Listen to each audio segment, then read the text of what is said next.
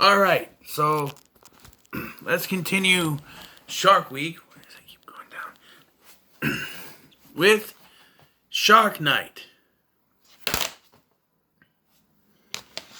So, yes, this was directed by David R. Ellis, who did Final Destination 2. He also did The Final Destination, and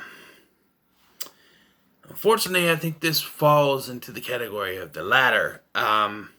It's not as bad as The Final Destination, but yeah. So, first and foremost, drink.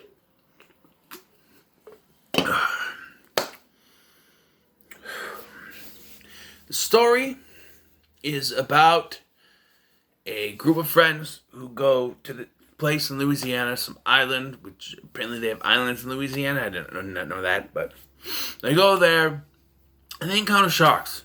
Basic movie plot. However, to get there,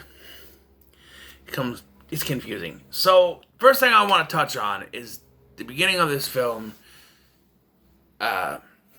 When we meet our characters for the film, they're playing on Xbox Live, playing Halo on Xbox Live. When Malik shows up, they pause the game. Okay, first of all, they have this setup where you can see who they're playing against, which, with all technology, I don't think actually exists. If it does, I've never seen it. Where you have screens on the side that show you who you're playing against. That's very distracting, first of all. Second of all, they pause the game in the middle of a live game. Let me tell you something. When you pause in the middle of a live game, only you pause. Your opponent on the other side does not pause. Which means while you're on pause, they can come up there and shoot your ass. And kill your character off. And you would be none the wiser. It doesn't work that way. You can't just pause it and it pauses the whole game. This is not Nintendo. Alright? This is Xbox Live. You cannot pause the whole game when you're playing a live game. It doesn't work that way. Anyway, let's go past this. So we get to Louisiana and we meet two characters who are obviously the villains of this movie. Because they are written in a way that implies they are so much the villains.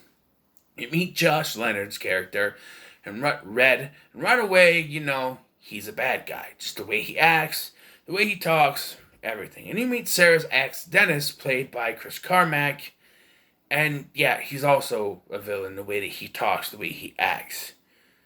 Yeah. He's a villain. And even the twist later on in the film, and spoiler alert, the twist is that the sheriff is also in on it. But that's also not a surprise because, one, who they casted with Donald Logue playing the character, and Donald Logue is known for playing sleazy type characters like this, so that's not a surprise.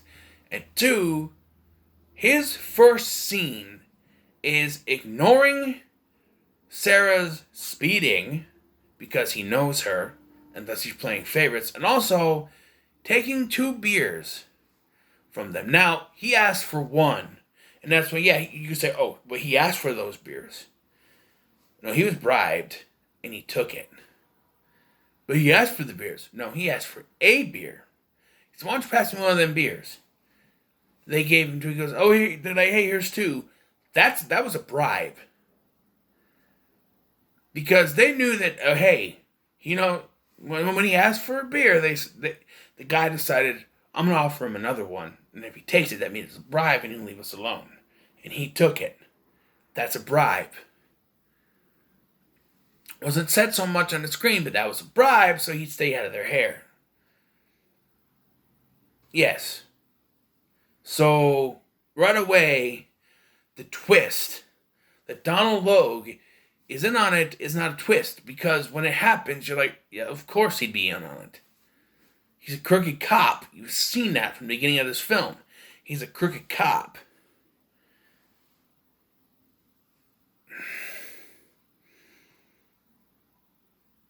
the character decisions in this film just don't make any sense to me. Malik gets his arm bit off by a shark, so Chris Zilka decides, I'm going to put him on the back of my scooter without, patching up the arm so blood doesn't drip out. No, we're just putting him back on my jet ski, and try to take him to the hospital that way. With his arm still dripping blood so the shark can just follow right after him. Yeah. Of course they die. Because they're fucking stupid. Malik falls into the water, I think, and then the shark gets both of them. I don't care. You get, like, half of these actors could be decent characters, and they're just cannon fodder. Chris Zilka, Joel David Moore, Catherine McPhee. They're good actors, but they're cannon fodder. Joel David Moore, I don't even remember his death scene, to be honest. Chris Zilka, same thing. Catherine McPhee's a little more noticeable because she's in her bikini the entire time, or bra and panties, whatever, the entire time.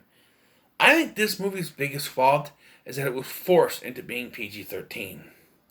And I don't mean, this was written as rated R and, cut down later. No, this was made to be PG-13, but you got David R. Ellis, the guy who directed some of the goriest scenes in the Final Destination franchise and Final Destination 2, to do this film. And it's PG-13 and we get nothing. Just imagine what kind of gore effects there could have been in this film had you made it rated R. But no, we gotta market the demographic. We gotta, go to teens because that's how it is. We'll show them, girls in bikinis and underwear, but no nudity. And there's even, there's a scene at the beginning of this film that's just an eye roller because of it. There's a couple. They're in the water. The guy takes off the girl's bikini top, and in the very next scene, it's cut to her putting it back on, and we see nothing. And it's like, if you weren't going to make this rated R, why even have that scene in there? Why even have the scene where her top is taken off if you're not going to show anything? It's absolutely unnecessary to me. Think in contrast, this came out in 2011, right? Say this came out in the 80s, say 1985, in the height of the slasher genre, in the height of the gore and tits and all that era of horror filmmaking. This would be rated R, we get tits, we get gore, and it would probably be hailed as a classic. Because this came out in 2011, when filmmakers started to pander to a younger crowd for some reason. Nope, we gotta have this PG-13. Shark effects in this film. When it's practical, it looks good, but when it's CGI, it looks like shit. And I think the big problem is this came out the same year as The Final Destination, where they wanted to do practical effects, but were then had to put CGI over the top. So they compromised here and they did both. And the practical stuff was really good. CGI stuff was really shit. And it just doesn't work. So the plot goes like this. They go there, they find the sharks, kill. The two guys who are obviously doing it are obviously doing it. The sheriff is obviously in on it. It's revealed. As soon as Dustin Milligan's character falls to the ground, it's obviously he's been drugged. And then they have to do the review where the dog drank some of it too and he's out. So we gotta reveal that the sheriff's in on it. Oh, it's a twist. But it's not a twist. And then Catherine McPhee, she's killed by a shark in her underwear. And then you have Sarah's going to be lowered down, and Dustin Milligan is left. And you get a scene in which he's zip tied to the top, right? And my biggest complaint about this scene is it's a fun scene because they're listening to a cover of Rat's "Round and Round," which is a terrible cover because it doesn't sound anything like Rat. Couldn't get a real one, and like Dustin Milligan's like, "Oh hey, play some Guns N' Roses," trying to whatever. And so this is what happened: is he uses the lighter that he has, somehow it works even though he was just in the water, and he burns through the. There's bad continuity in this too because he's strapped like this, with his hand behind, and he burns through the thing, right? The zip tie, and then he sets the guy on fire and kicks him into the water. But as he sets the guy on fire, and he shows that he's on fire, and then shows that Milligan is now somehow zip tied up here. And he was, oh, you saw it wrong. No. Watch it again. He's zip tied up here like this. You know he was zip tied the other way. I don't understand. And then after he falls, he's kicked in the water somehow. And the next scene is him just free. So I don't know if he was tied there, burns his way out, and tied here, and then he's just free. I don't know. Maybe I saw it wrong, but it looked like he was tied twice for some reason. Or they shot it like this at first and decided that wasn't the right way to do it, and then shot it this way, but they didn't take out a scene where he was still, I don't know, it was in the water. And the ending is obvious, because from the beginning we are told that Dustin Milligan's character, he likes Sarah. So obviously he's our main male lead, and Sarah's our female lead, so it's going to end with both of them together, and it happens, Save, the dog helps rescue her. For some reason the dog's out there now, I don't know. And, bring her to safety. And they kiss, and then they zoom in on the water, and we get a terrible 3D shark jumping out of the water, and then we end with a terrible song. So, yeah, I don't hate this film, but to me, could have been so much more. Could have been so much more. You could have made it rated R. You could have had the tits. You could have had the gore.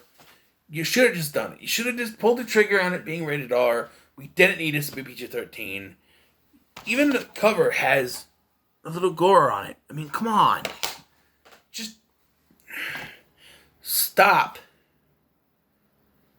Stop pandering to younger crowds with horror movies. Yes, there are some good PG-13 horror movies when they're necessary to be PG-13. This movie was not necessary to be made PG-13. It should have been rated R. It should have been. But as it stands, it's a decent film by a decent director, and I'm going to give it a 6 out of 10. So what are your thoughts on Shark Night? Everything is alright. Let me know in the comments below. Make sure to like, share, and subscribe. Thank you for watching. I've been Scotty. Wait, before I go, I forgot to mention the character motivation. Why these sharks are in there. So, yeah, so these sharks are put there by these three. Not just to kill people, but because they want to kill people, record it, and send it in because Shark Week is popular and they want to make money off of it. That's why they do it. What kind of backwards, stupid-ass decision is that? Right? I don't know. That's not real good motivation in my opinion, but nonetheless, I do think it's a decently made film. A few things could have been tweaked, make it rated R. It could have been better, but, So what are your thoughts on Shark Night? Let me try this again. Make sure everything's alright, whatever. Make sure you like, share, and subscribe. Thank you for watching. I've been Scotty, and I'll see you in the next one.